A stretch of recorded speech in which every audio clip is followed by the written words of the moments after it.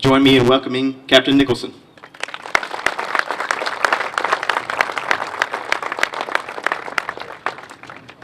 Thank you, Brad. First of all, I hope you enjoyed your bus ride over here.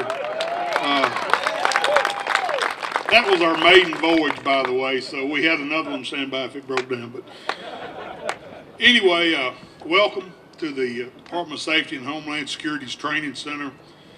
I'm happy to see everybody here for this special event, this special occasion, and it is truly a special day to announce and prepare for the construction of this training facility.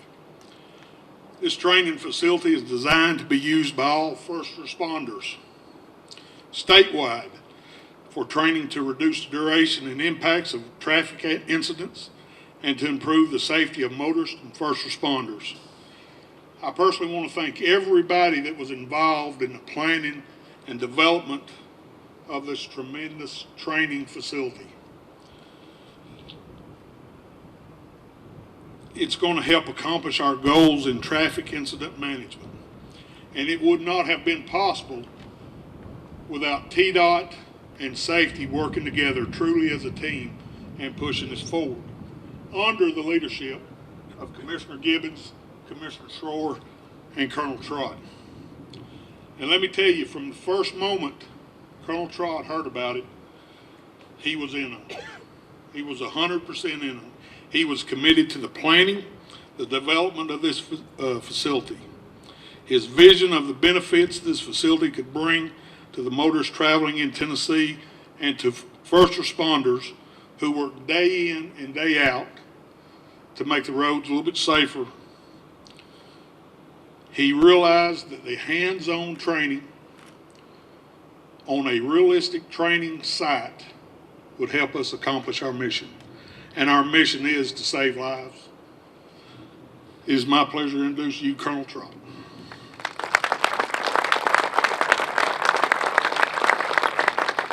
Thank you, Captain.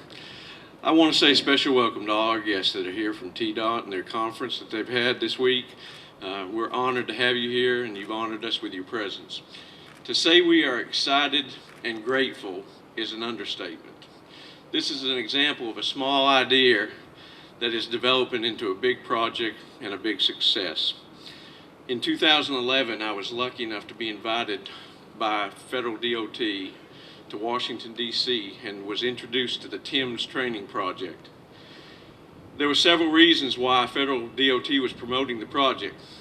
Officer safety was one, the economic problems of traffic incident management where goods and services are slowed down on the roads, the environmental concerns where cars and trucks sit in traffic and pollute the air, and quality of life issues for individuals and people that live in a certain city or area. Personally, in the Tennessee Highway Patrol, we've had 4 troopers killed in secondary incidences since 2000. John Mann, Lynn Ross, Sam Holcomb, and Todd Larkins. All have died on the interstate or related highways due to a secondary crash or incident. What really caught my eye and what really interested me in this project was when they started talking about how many first responders were killed every year by secondary crashes. 6 to 8 fire rescue people, 10 to 12 law enforcement officers, over 100 highway workers every year killed in secondary crashes. They didn't need to say any more than that to me. I wanted to do everything I could to protect our people and so we could do a better job clearing the roads and keeping them safe. Just recently, last week, we had a trooper and a tow truck driver killed in the state of Florida in a secondary crash. They were working a crash on the interstate and were hit and killed right on the scene at that crash site.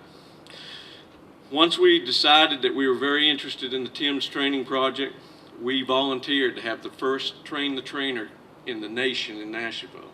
Federal DOT sent their team down here, Paul Joden, Tim Lane, with the encouragement from Jeff Lindsay, and we've become a great partner with Federal DOT and Department of Transportation and the Highway Patrol. We formed a state committee which oversees all the training in Tennessee. We have become a leader across the nation in TIMS training. All state troopers have received the 4-hour TIMS class, and now we're helping to train other disciplines across the state with all first responders in Tennessee. Our relationship with TDOT has always been very good, but this project has brought us even closer and made it even more important and satisfying relationship. I want to just give you an idea of how this project began. Don Nicholson, Lieutenant Colonel Derek Stewart, and myself sat right in that building over there in the cafeteria talking after I'd been to the TIMS meeting in Washington. And we just talking with each other, just talking about things we could do to improve our department. And someone, I think it was Don, made the statement, wouldn't it be great if we had 300 feet of interstate highway built right here along the Shoot House dirt road to train our people in how to be safer and clear the roads quicker. And we had the idea right then that we would open it up to all first responders in Tennessee. We had a small idea, but we knew 200 or 300 feet would cost $200,000 or $300,000.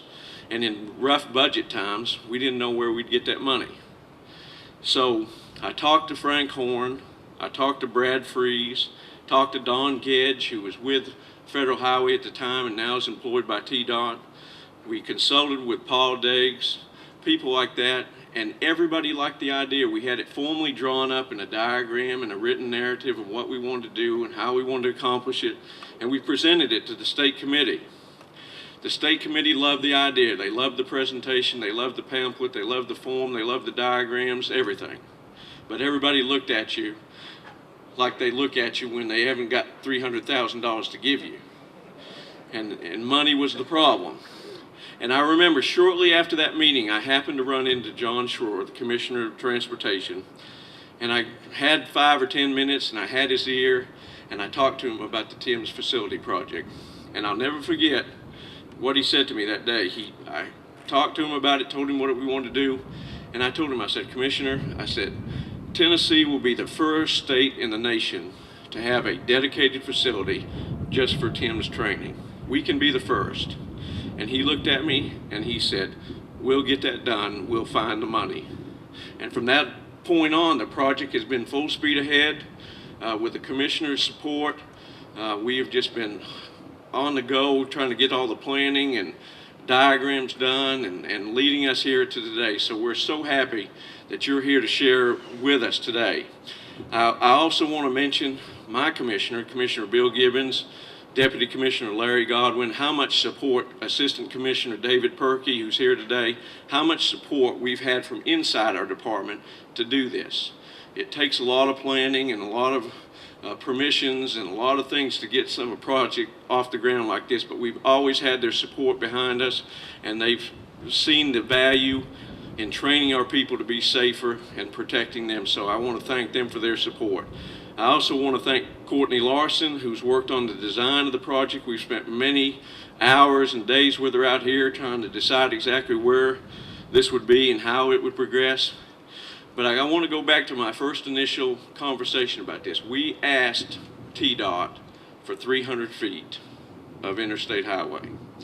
And what they came back to us with was about 2,000 feet and multiple venues and situational places.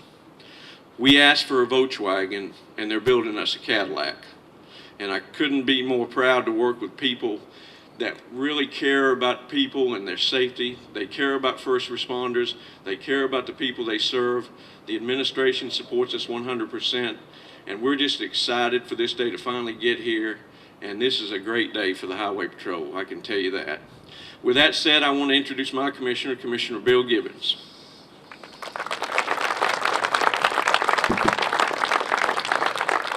Thank you very much, Colonel. First of all, I want to thank all of you for being here this afternoon. I know it's difficult this time of day to get here due to traffic. So we appreciate very much your presence today. I want to mention two people very briefly, and they're really the two very important people to this effort. First of all, are Colonel Trott. He talked about that meeting he had where they began discussing this concept of having a training facility such as this. Colonel Trott is the one who had the vision to create this kind of training facility to help not only state troopers but other first responders across this state respond to traffic incidents. And it's that vision that brought us to this day in great part. It's important really for three reasons. Colonel Trott mentioned the importance of making sure that our state troopers and other first responders are safe when they respond to an incident. And he talked about troopers who have lost their lives as a result of traffic incidents. So it's important that we provide our troopers as well as other first responders the training they need to protect themselves when responding to a traffic incident. So that's number one. Number two, we need to focus on those citizens who are involved in those traffic incidents and making sure that our first responders are trained in a way to effectively respond to their needs as quickly and as efficiently and effectively as possible. That's very important. It can save lives as a result of that kind of proper training. And then number three, all of those other citizens who are on our interstates and highways when incidents occur. And unfortunately, in a lot of cases, we have to close down specific lanes. Sometimes we have to close an entire interstate or highway. But it's important that we do it in a way to efficiently and effectively get those back open as quickly as possible in order to make sure that all of those other users, motorists of the highways, are not inconvenienced any more than absolutely necessary. So all three of those categories of people will benefit from this training facilities. The state troopers and other first responders, those involved in the incidents, as well as all the other motorists. So it's important for all three of those categories. The second person I want to mention who really deserves credit today is Commissioner John Schroer. Colonel Trott talked about the things that Commissioner Schroer has done. I will simply say this. He and I both have a sense of urgency to do as much as we can about the number of traffic incidents and the number of traffic fatalities in our state. And I guarantee you, Commissioner Schroer goes to work every day determined to do something about that. You see it through simple things such as the messages on our interstate message boards across the state. And he's using that very effectively to raise public consciousness about this problem. You also see it in a major project like this, where he worked with his federal partners to make sure that we could come up with the funding to do this. He has that sense of urgency, and I want to thank him for partnering with us to really do everything we can as a state to address this problem. And with that, it's my pleasure to bring to the podium TDOT Commissioner John Schroer. What the commissioner didn't say is that the fatality numbers are both our job plans, and that, so we're graded by that. So that's why it's such, thank you all. It's a love fest up here. There's been several things. First of all, thank you all for coming out. I know you kind of had to. Don Hunt said this morning that you wouldn't get credit for what you're doing here if you didn't come out to this. That's why there's so many people here, and we're having a after celebration party, and I think Don and Shaylin are going to sing Johnny Cash a little bit, Ring of Fire. We've been practicing on the way out. You know, we have a great relationship with safety, and Colonel Trott, the reason why I said we'll find the money is that I've been known to go above the speed limit. I wanted to keep you all on my good side in case something were to happen. But this is a great opportunity for us to talk about fatalities and what goes on, and it's a great opportunity to thank our FHWA partners. This is a Shark 2 program, and so it really helped to have that availability for us to come up with funding. We talked about it internally. Paul Deggs did a great job of helping us do this and pull this together. We really are concerned about the secondary involvement, and about a year after I was commissioner, one of our first responders, one of our help truck operators, a gentleman by the name of Bob Nowicki, was killed in Memphis while on duty helping a stranded 18-wheeler. And I went to the funeral, and he left 4 children and a wife at home. He'd been in Afghanistan. He was a first responder at the World Trade Centers. He decided he wanted to move to Tennessee because he wanted a slower life. And he moved to Tennessee, bought a farm, brought his children down, and he worked for us on Thursdays through Monday and lost his life trying to help somebody else. And that has had a big impact on us and at our department. And the second thing that has had a huge impact was a year and a half ago now, and all of you up here have heard me talk about this. We had 2 young people that were on our way to Bonnaroo. Those of you from out of town don't know Bonnaroo, but it's the largest outdoor concert in America now, and it's held in Manchester, Tennessee. I've not been there. I'm a little old for that now, but anyway.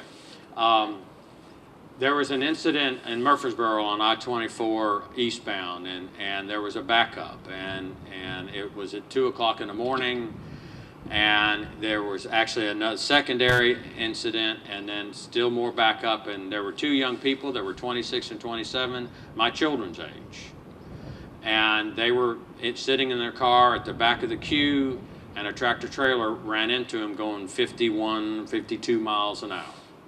Obviously, they did not live, and I thought to myself, those could have been my children, they're your children.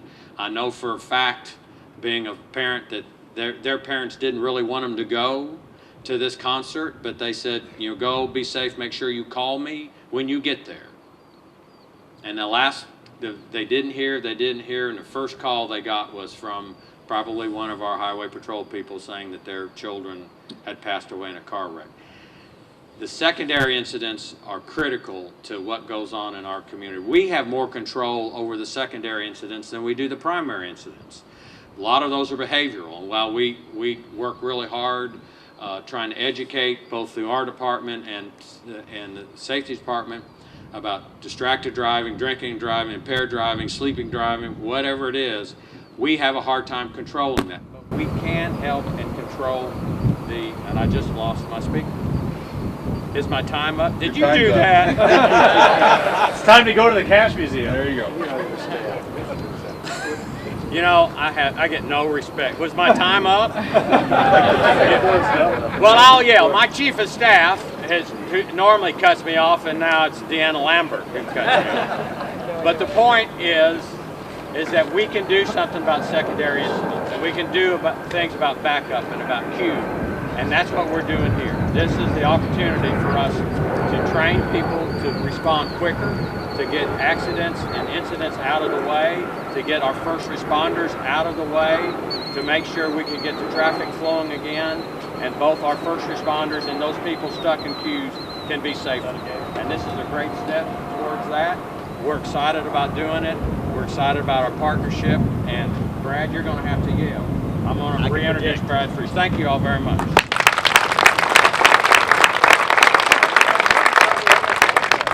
I think I can project pretty good. Everyone hear me? Yeah. You? Well, thank you, Commissioner Schroer. He is definitely one of our champions. Traffic incident management. Oh, here I go. And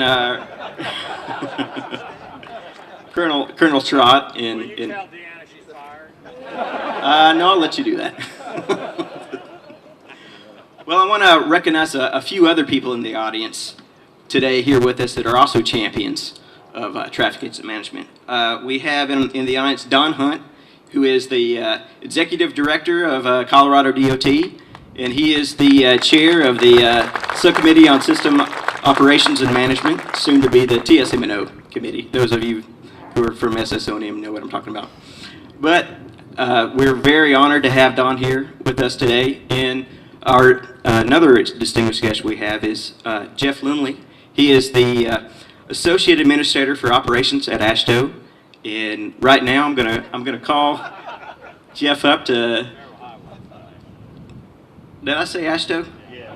Excuse me, Federal Highway. You know. But I'm gonna call Jeff up, and he's gonna say a few words. And Please welcome Jeff Lindley.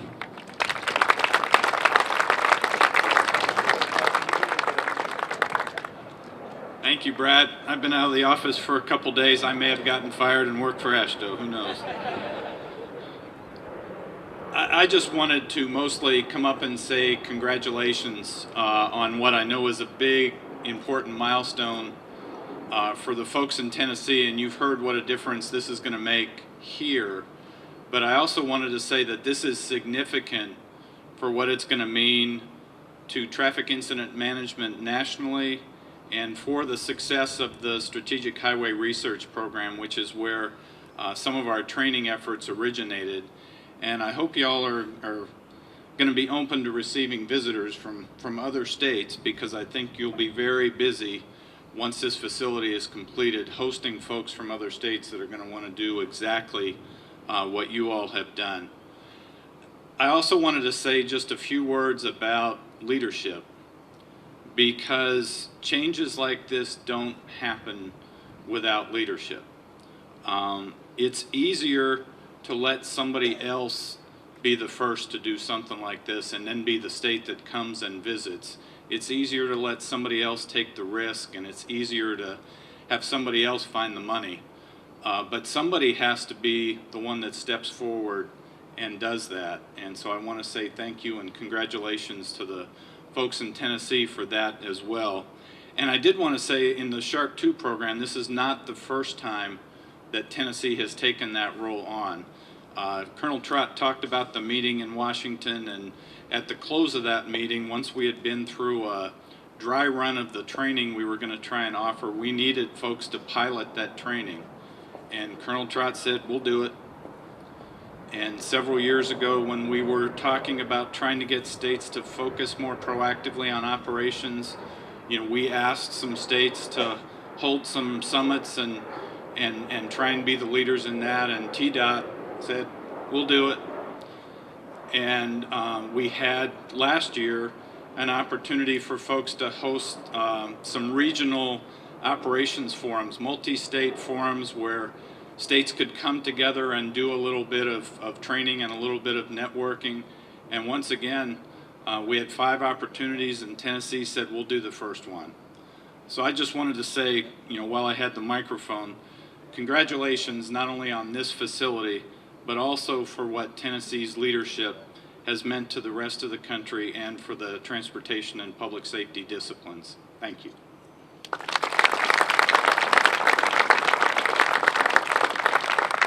Thank you, Mr. Lindley.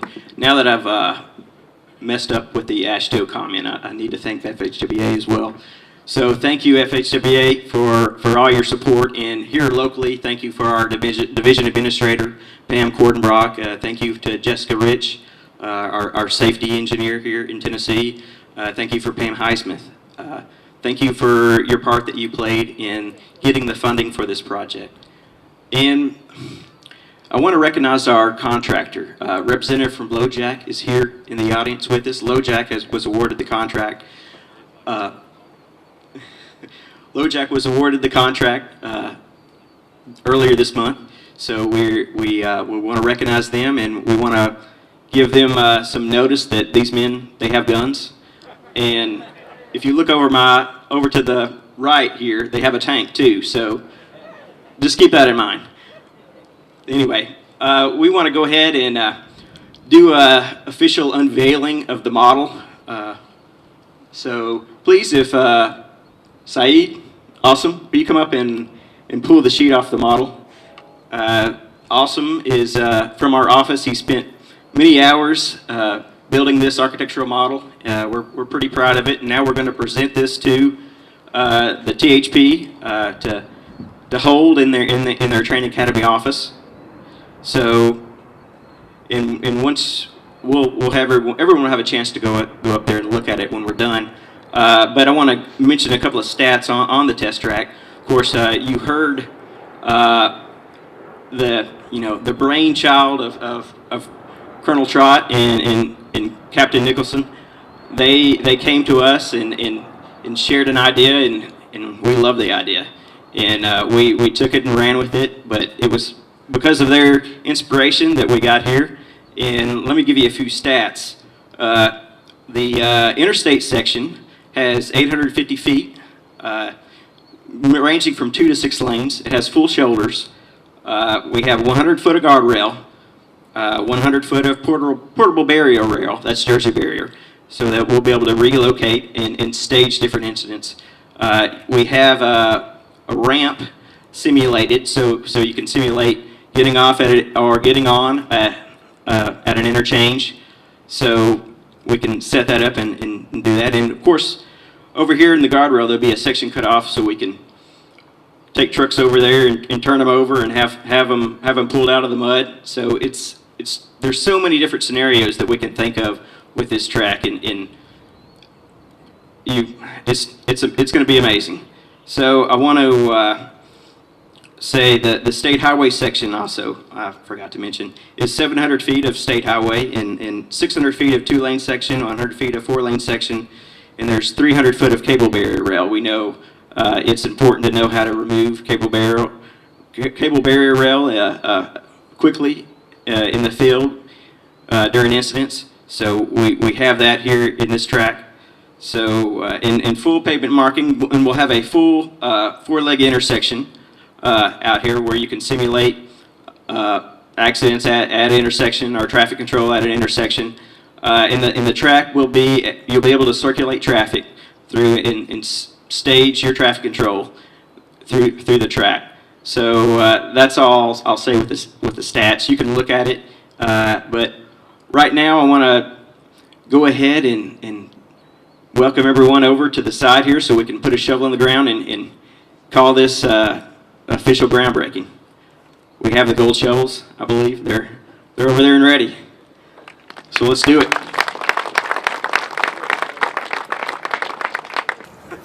So we're ready. Okay, on the count of 3. 1, 2, 3. Go. All right. There we go. There we go. Look how big that one was. All right, y'all. That concludes the formal. Now it's off to Johnny Cash.